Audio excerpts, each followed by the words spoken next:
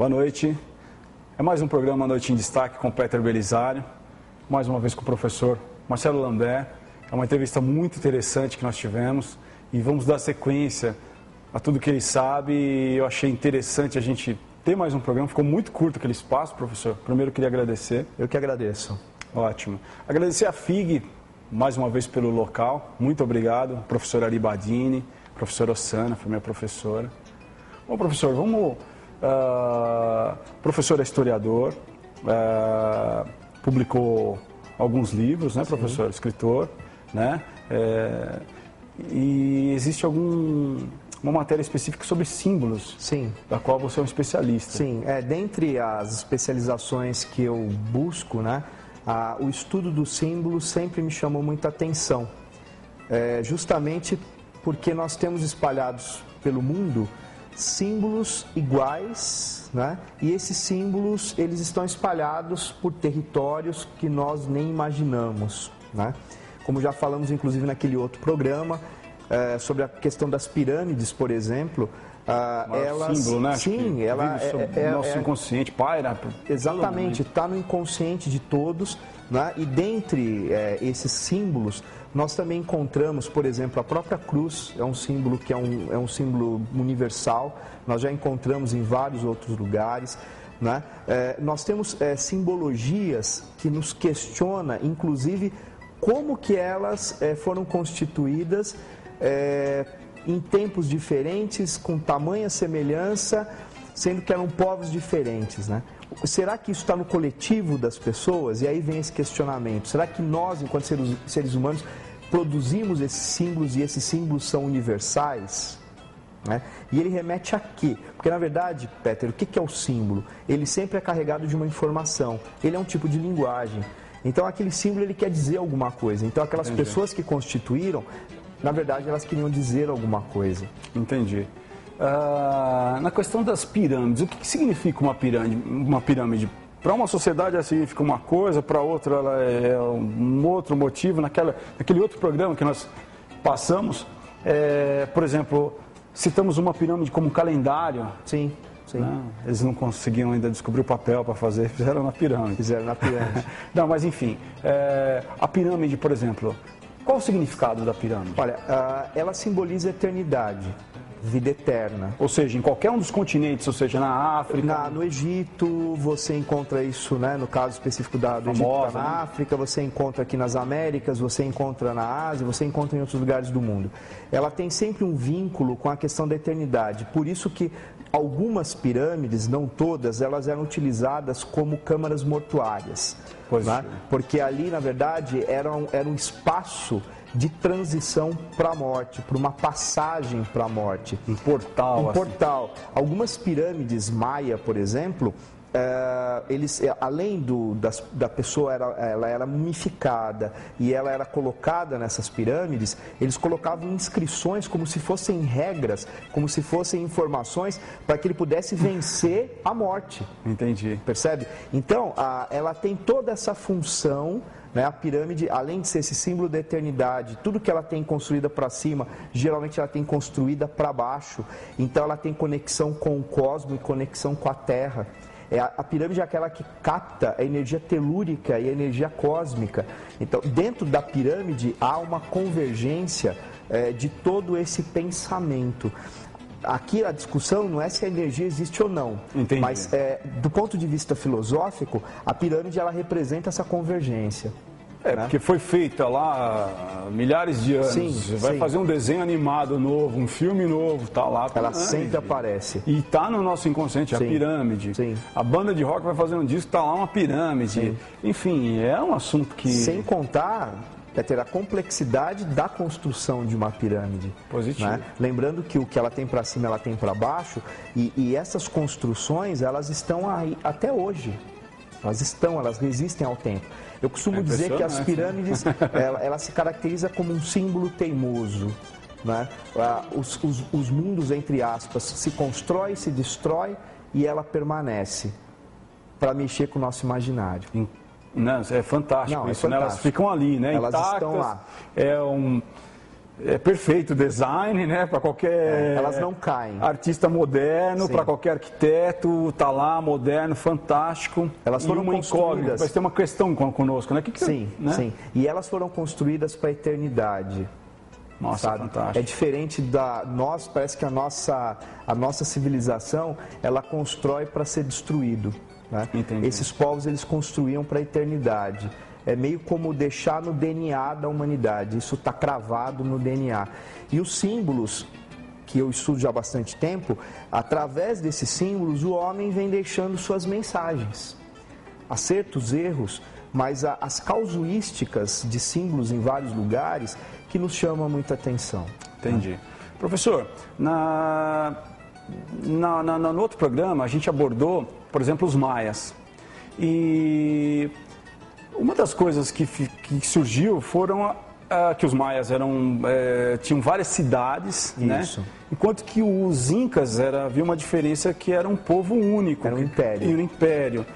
E a grande virtude deles era a comunicação. Sim. Ficou essa incógnita daquele outro programa. Legal. Você, sei lá, aprofundasse um pouquinho mais isso. É simples a gente compreender da seguinte maneira. Como eles eram um império e para o imperador ele conseguir agregar esse império, ele precisava de um sistema de comunicação, de correio muito eficiente. Só que eles estão onde? Na Cordilheira dos Andes. Portanto, numa área extremamente acidentada, né, numa altitude extremamente elevada. Sendo assim, a dificuldade de vencer o território, essa região acidentada, era muito grande. Então eles faziam caminhos em zigue-zague para diminuir o efeito da altitude gradativamente e constantemente mascando a folha de coca, que é cultural até hoje nos países andinos, né? E eles iam ligando essas cidades, esses centros comerciais, esses entrepostos, através desse sistema de comunicação, que era a base de caminhada, corrida, né? E eram homens que eram preparados, que tinham um papel fundamental dentro do império e mais, eles eram homens de confiança, porque muitas vezes eles levavam informações que eram prioritariamente do Estado, então tinha que ser levado com responsabilidade e efetivamente aquilo tinha que chegar na mão da pessoa de destino. Então o sistema de comunicação Inca foi sensacional. Até hoje, se você for fazer uma viagem turística para Machu Picchu, você tem opções, fazer a trilha Inca. E essa trilha Inca que você faz é exatamente os antigos caminhos que esses homens faziam para levar as informações. Pô, bacana, ótima informação. Me diz uma coisa a respeito do mito do Eldorado. Olha, isso... Você vê todas essas informações, isso é fantástico, né? A gente estuda muito o que está lá do outro lado, mas tudo isso aqui está dentro do nosso continente e é muito mal explorado. Eu acho que quem vem europeu para cá, nós temos um professor profundo conhecedor dessa matéria, tá? Me explica um pouquinho melhor sobre aquilo que a gente conversou antes, sobre o mito do Eldorado. Olha, essa questão do mito do Eldorado é uma coisa sensacional. Porque nós temos documentos que provam que esses mitos, eles estimularam, por exemplo, a época da mineração aqui no Brasil. Né? As pessoas vinham para cá, elas acreditavam que uma hora iam encontrar uma cidade feita de ouro. E Machu Picchu, já emendando com a questão dos Incas, Machu Picchu, quando ela foi reencontrada, que inclusive o ano passado completou 100 anos da redescoberta de Machu Picchu, que foi em 1911, em julho de 1911, Machu Picchu acreditava-se que era uma das 7 cidades Inca, que a última cidade, que seria o Eldorado, estaria no platô da floresta amazônica, né? Que seria uma cidade toda ela feita em ouro, toda ela revestida em ouro, e nós temos um documento aqui no Brasil, que é um documento sensacional, o documento ele chama-se Documento 512, ele está na Biblioteca Nacional. Ou seja, existe um documento. Existe um documento de Bandeirantes. Tá. Esse documento está na Biblioteca Nacional do Rio de Janeiro, que é o documento 512. Fantástico. E esse documento narra a história de alguns bandeirantes que ficaram perdidos na mata, e eles relatam que eles encontraram uma cidade perdida. E essa cidade perdida tinha um portal na sua entrada com algumas inscrições, inclusive essas inscrições constam no documento, tá? E eles entraram e realmente a cidade era feita de ouro. Entendi. A cidade inteira era com, inclusive pelas características, lembra um pouco de Grécia Antiga e tal. Esse documento está hoje para pesquisa, é um documento existe quer dizer, pela internet, você até tem acesso a alguma coisa dessa informação e na verdade ele remete a esse Eldorado, essa suposta cidade que ela tem vários nomes, ela tem o nome de Cidade Z, ela já foi chamada de Acacor, ela foi chamada como o mito de Atlântida, né? Alguns acreditam que é uma referência a Timeu e Crítias de Platão. Então, é uma série de referências em relação a esse Eldorado, que na verdade é o elo perdido, seria algo do tipo, né? Entendi. E tem alguma coisa a ver, por exemplo, com aquele sumiço do Coronel Fawcett? Isso, o Percy Fawcett. Absolutamente tudo a ver. É mesmo? Sim, eu vou rapidamente contar a história dele.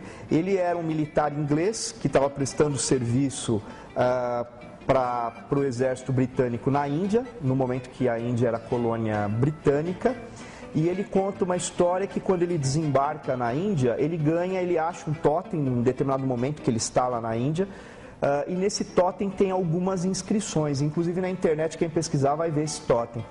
E essas inscrições, Peter, assemelha-se quase na totalidade com as inscrições que eu disse desse documento 512. Entendi.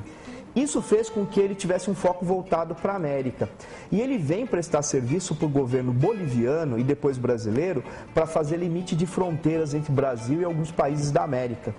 E junto disso, ele teve contato até com Rondon, junto disso ele vai fazer uma pesquisa e ele começa a fazer expedições para essa região que chama-se Paralelo 12, aqui no nosso país, e ele desaparece em 1925. Nunca mais foi visto. O filho dele, não foi a primeira expedição, ele já tinha feito algumas, ele desaparece, até hoje não foi encontrado. Há 2 décadas mais ou menos, 2 ou 3 décadas, o Vilas Boas encontrou uma ossada e acreditava-se que era do Fawcett.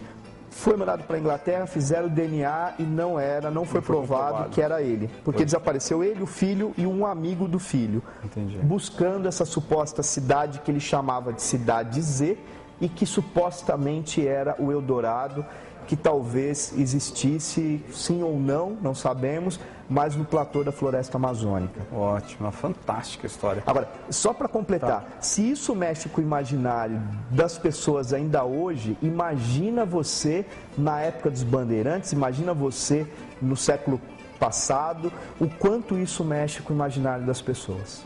Fantástico, fantástico.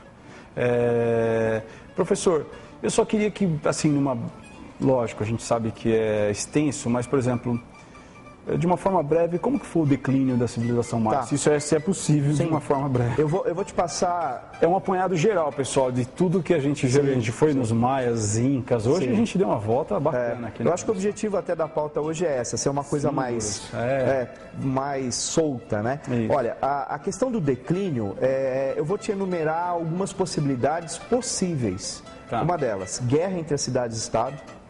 Possíveis pestilências, pestes, que isso é o que menos dados temos, crise agrícola, sérios problemas ambientais,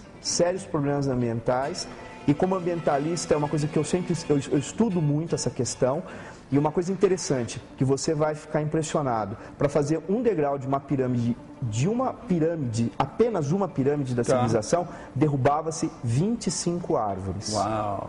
Por quê? Para queima e formação da argamassa para sentar as pedras, as rochas da pirâmide. Sendo assim, desmatando o sol em contato com o solo, empobrecimento, crise na agricultura, crise de abastecimento, revoltas internas. Entendi. Essas revoltas produziram crise de fé, que é uma das teorias que eu defendo. Essa crise de fé foi nas instituições e nos reis sacerdotes, que se sangravam, ou seja, os rituais não estavam dando resultado. Entendi. Porque como que ele fazia ritual para a agricultura e não tinha alimento? Entendi. Então aí, possíveis causas do colapso. Claro que dentro de cada especificidade você tem uma série de particularidades que não dá tempo para a gente explicar aqui. Mas é basicamente, talvez, esses fatores que desencadearam isso. Mas hoje a gente acredita muito que a questão ambiental foi decisiva. Perfeito. Decisiva. Perfeito. Professor, eu quero agradecer, nosso tempo é curto, eu faria vários programas contigo. Agradecer mais uma vez, professor Marcelo Lambert. O seu site? Tá, meu site é www.marcelolambert.com e o meu e-mail é contato@marcelolambert.com. Agradeço a todos, programa Noite em Destaque. Qualquer dúvida, qualquer sugestão, crítica, nós estamos com uma página no Facebook, Noite em Destaque, tá? Agradeço a todos, uma boa noite e até o próximo programa. Obrigado.